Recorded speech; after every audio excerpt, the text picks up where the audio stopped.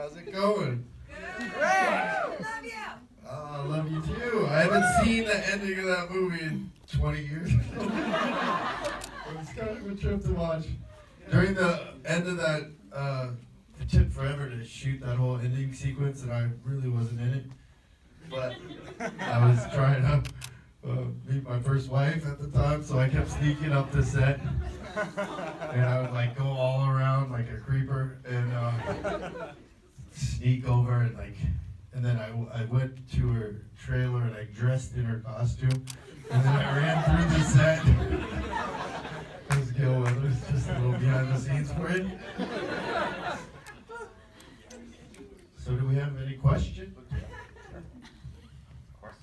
Being Ghostface, my question always, what's your favorite scary movie? Scream! No. It was my favorite that I've worked on for sure. But I like The Shining and kind of psychological. While you were in the middle of making the film, did you have any idea at all what you were getting involved in? A film that was going to touch such a nerve, 3 sequels, a TV series, basically creating its own subgenre. Yeah. It felt special while we were there, the whole sort of chemistry, and Wes is just such a master at what he does, and he just really, and Kevin Williamson with an incredible script and story, just such an interesting group of kids, and we were all just sort of, I don't know, definitely felt something special. Now, originally you were up for a different part than Deputy Dewey, is that correct? Yeah. Tell us about that. Yeah, originally I was up for Billy. And Deputy Dewey was written as this big, buff meathead. And I came in and I was like, I'm a meathead too, but I'm just not like a jock meathead. So Wes was like, oh, that's an interesting direction. I think it was smart because I didn't really feel like I was one of the kids. But that actually answered my next question about how Deputy Dewey actually changed from the original script. But so tell us a little bit about working with Wes Craven, and let's give a hand for the great.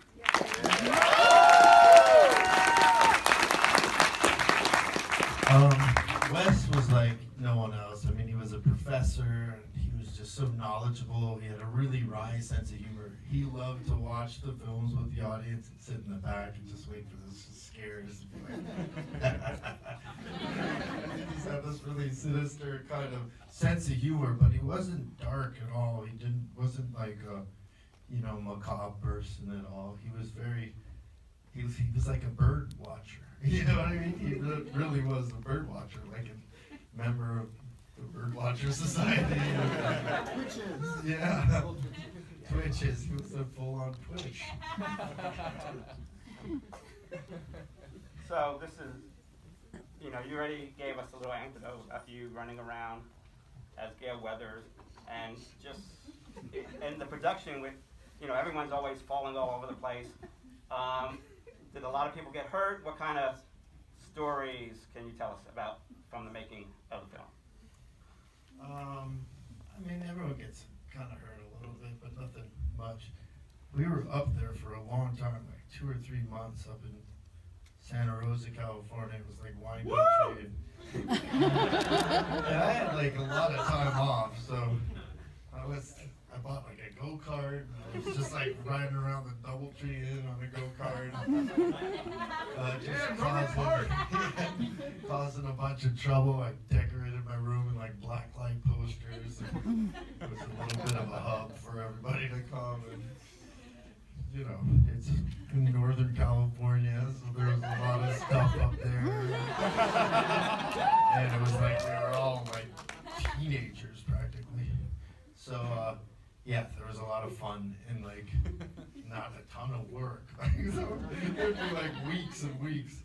One funny story I could tell you is Courtney was like big star on Friends and all that, so she would like fly in and fly out, and I'd be like waiting there.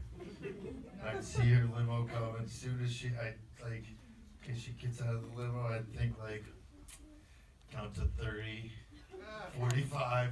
And bling, bling. As soon as she walked in the door, you're like, hey, what are you doing? Kind of like the creeper in the movie. So, she was like, are you stalking me? And I kind of was. And then we had a rehearsal, and I was supposed to stay up there for another week or something. And I was like, but you're going back home? And she's like, yeah, I'm not going to stay up here a week. I was like, oh yeah, we never do that kind of thing. We don't do that. I was like, literally, like, this is my second time in a limousine, shit like that. So I was like, can I get a ride back to the airport? And I called and got a flight, and I rode back with her and Jamie Kennedy and got really wasted. That's my love. It's back Do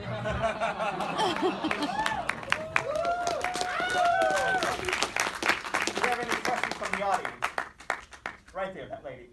What is your favorite movie to film out of all the Scream movies and why? Definitely the first one, just because it was all fresh and just this whole new group of people, and I met Courtney and we had a baby. It's kind of big life memory stuff, you know. Oh, okay, this gentleman right here. Do you shoot dot at some point during the movies? Do what? Do you shoot dot at some point? Sorry, there's an accent. No. I really love playing the character. It's kind of funny. It falls into my wheelhouse, so you know, you can play But the. if you want some like fucking awesome dramatic death scene, I had a bunch of those, but I just never died. It was always kind of cool, just that Wes kept bringing me back, and it always kind of blurred the line of reality, and just, you know, gave me an opportunity to work with my friends again.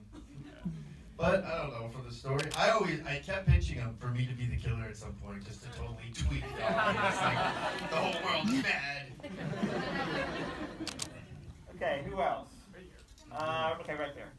Yeah, you. Me? Yes. Awesome. For the Scream 4, were you upset that because I know you guys had a scene where you figured out that Jill was the killer, but they changed it. Were you upset about that? Because I know Wes wanted, he wanted you to figure out everything. He wanted you to be, the hero of the story. Yeah, he did. Yeah, he It's did. nice that way.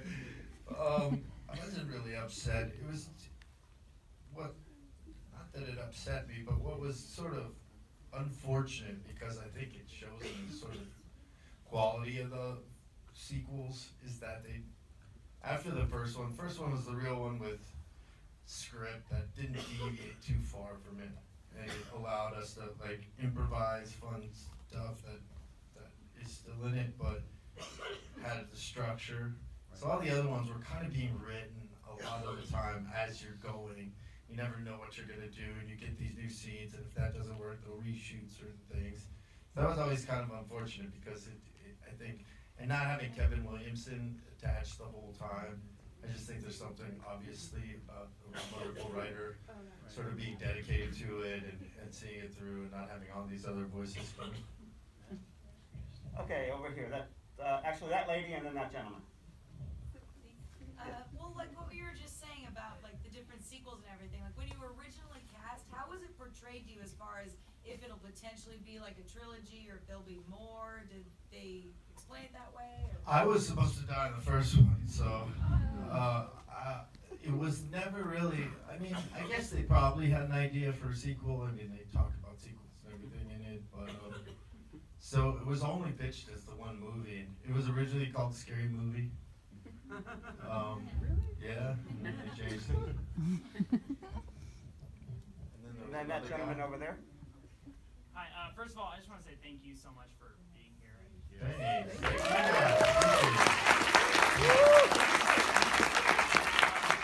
We love you. Yes, we love you very much. Thank you so much. Thank you. What was it like throughout 4 movies? What was it like working with Neb? How was that? Was that just amazing? Yeah, Neb is the coolest. She really is, like, she's that strong character that she plays in the film, but like in real life. Yeah. She's just like a really super sweet, cool artist. Like everything's, Yeah. the only time she have any trouble with something would be like, if it's not real, it doesn't feel real, she wouldn't do this. Why are we doing this? This feels fake, that kind of stuff. So it was always like, she's always was the anchor and the sort of, you know, she's just such a wonderful person too. If you ever meet her, she's just sweet and kind and gracious.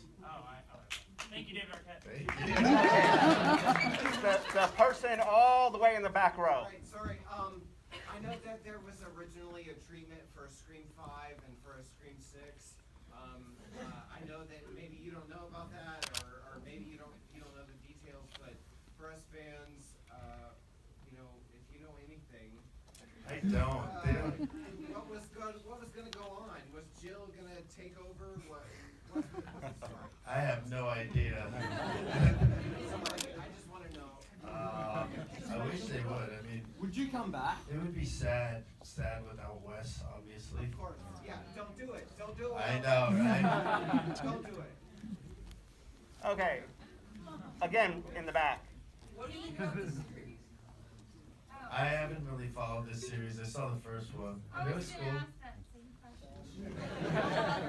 Yeah, what do you think of the series? I don't really follow it, so I saw the first one, and then I never really kept up with it. You guys enjoy it? No. Yeah? It's okay, it's just different. It's the film. It is okay. I hear it's different, yeah. Yeah, it's different. Does it have a similar tone as far as like comedy and they take themselves too seriously? Just kidding. Okay, you right there. So when was the very first time you watched the film, and what was your reaction? Man, I don't know if it was at the premiere or whatever. I probably was at the premiere. How do you feel? I think I might have snuck into like one of those screenings that they give the tickets to, and I showed up, and Wes was like, "You're not supposed to be here." I was like, "Well, I'm here." And he's like, "All right, sit in the back. They're not allowed to see you. It's like against the law or something." Okay, in the red. Along the same lines, when you watch it now, like you said, it was the first time you watched the end of the film in 20 years or whatever. I mean, I feel like when I watch it, I can see this moment in time where, like, two people are falling in love. Truly, there's such a magic and a chemistry there, and so given the time that's passed and everything, when you watch it now, like, how do you feel? Like, what does it mean to you to be a part of this? I know. I kind of can't watch it because of those reasons. It's like, oh, I don't know. It's, you know, that was really interesting to see, like, just the ending. I was like, whoa, I forgot a bunch, and it just sort of brought all these memories. But yeah, I don't know. It's sort of, I don't know. I mean, it's kind of, it feels like it was a moment in time and a really important moment for me, but that it is definitely the past, and you know, we're all older now. Life goes on. When was the last Trump's time? the president. Weird ass world we live in now. Yeah. So when was the last time you watched the film? That was the first time I'd literally seen. I mean, maybe if something's on, I'll watch for a second, but I don't know. I don't get too caught up in the past. Right there. Chicago. So, I know that everyone here keeps saying that they love you, and we all love you and appreciate what you did, but I feel like someone should say, You hate me? What I was going to say was, every decade has one film from its genre that kind of summarizes and represents the feel of that decade. 70s, it's, depending who you ask, Exorcist or Halloween.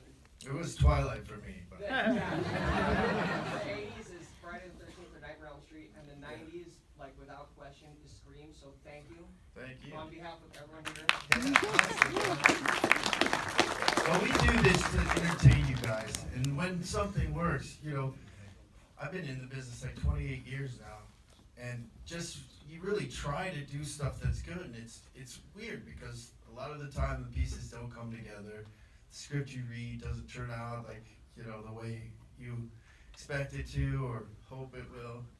So when something does work and the audience enjoys it, that's really when we did our job right, and collectively, like, the whole thing comes together.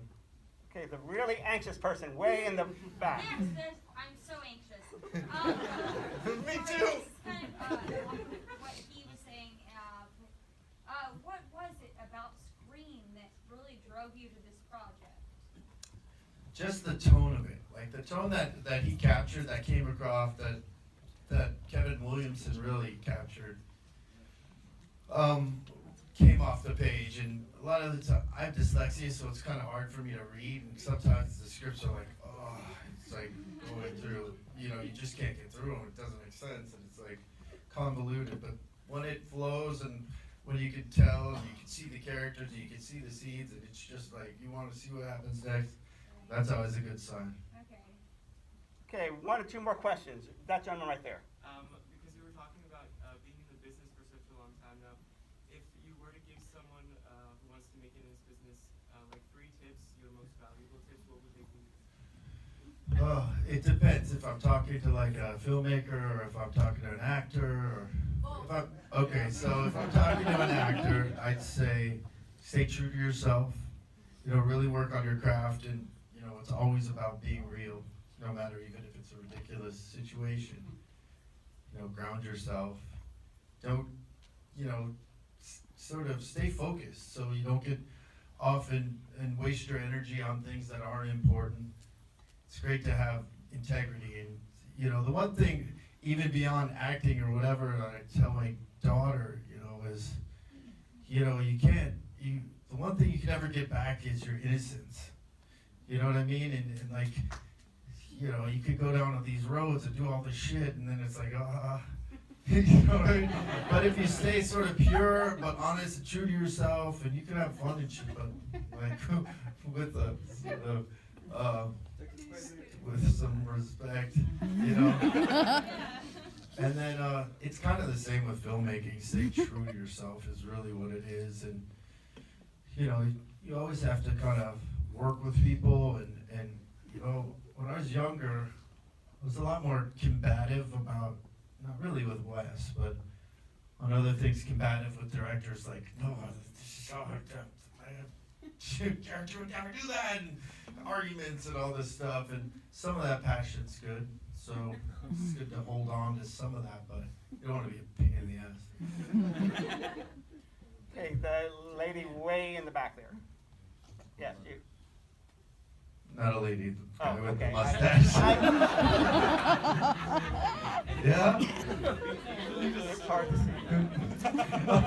Two of them, let's go. Go for it. Oh, me? Oh, okay. Yeah. When can we expect Ready to Rumble 2?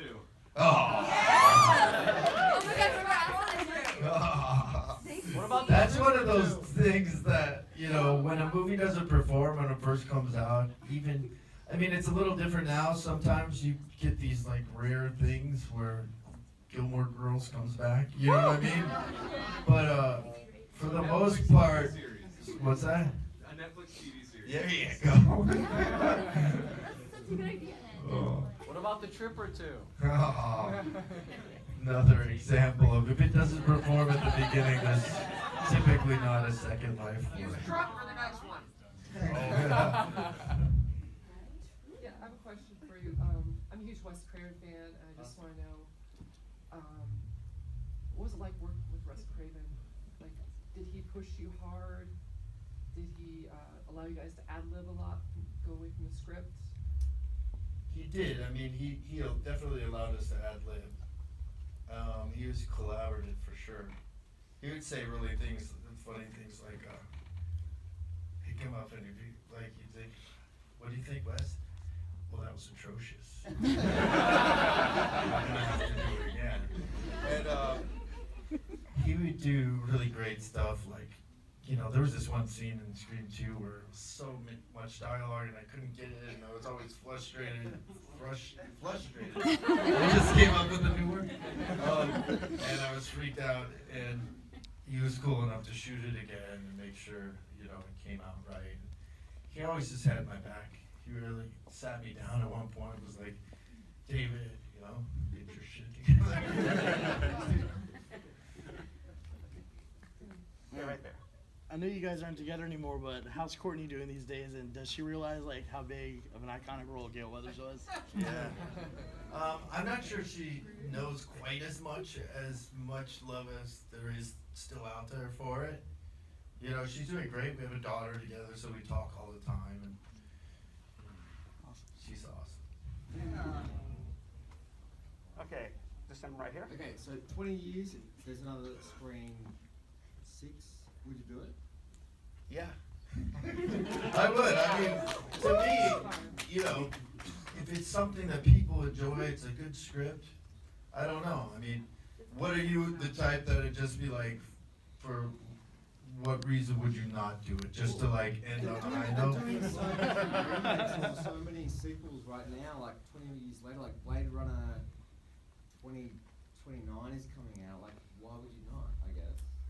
I don't know. I mean, I love the last Star Wars where we saw the people that we hadn't seen in a long time, and I'm like, I mean, it's not the same thing, obviously, but you know, when I don't know, it depends on the whole situation, I guess. But I love being that character and working with Nev again, and you know, working with Courtney again. It would just be funny. Like, here we are, like old people, and all these kids are crazy, killing all these people. Let's go show them out and get them out of smoking. They don't know about horror movies. Okay, we're gonna probably do 2 more questions. So this gentleman right here. So this is separate, but how did your cameo on Friends come about? And what was it like working with that group of people? I guess it came from, you know, we had just done Scream and stuff, and I'd met the writers, producers. They were like, we want to do a thing on this. That's pretty much how it was. It wasn't so weird. I mean, I was around all the time. I was like playing basketball, hanging out, sweating, and they'd be like, hey, David. So, yeah. One funny thing about Friends is I literally was there all the time. And on the final episode, I was in the rafters shooting down with a video camera. And I have all this crazy video of like, you know, there's, I don't know, it's crazy stuff. There's, they had this whole beautiful ritual. I don't know if they've ever talked about it, but they all kind of hugged and kissed each other right before everything. It was kind of a really beautiful, they were really tight. And it was a beautiful thing to see, and the writers were really just the best. Okay, I think there was that person over there. Right there in the Hi, how do you, I just want to know how you feel about independent horror films. I love them. I mean, yeah, absolutely. So would you act in such a film? I act, yes. I still acting. I act in such films. I directed such a film as well. Yeah, so, yeah, I love horror movies. They have to be right, though, you know what I mean? It has to be the right thing. It has to speak to you. It has to, you know, have the right sort of group. Because you never know, like, how something's going to turn out, and if you're there and, you know, you have some people that are kind of not cool, you don't want to be stuck with them for a month. Not like they're not cool, but they're dicks. Well, you don't want to work with dicks. Well, on that note, why don't you let everyone know what you're currently working on and what you have coming up? Yeah, we're about to start Screamfest.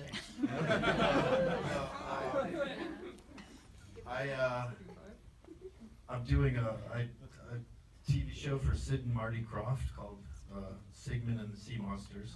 It's probably above, you know, after your time, but if you look back at the old ones, it's a pretty funny puppet kind of thing. So that, and you know, I got a production company with Courtney, and we're doing stuff, and we have a pilot we're shooting, another game show, and, you know, pitching stuff, and just all that business.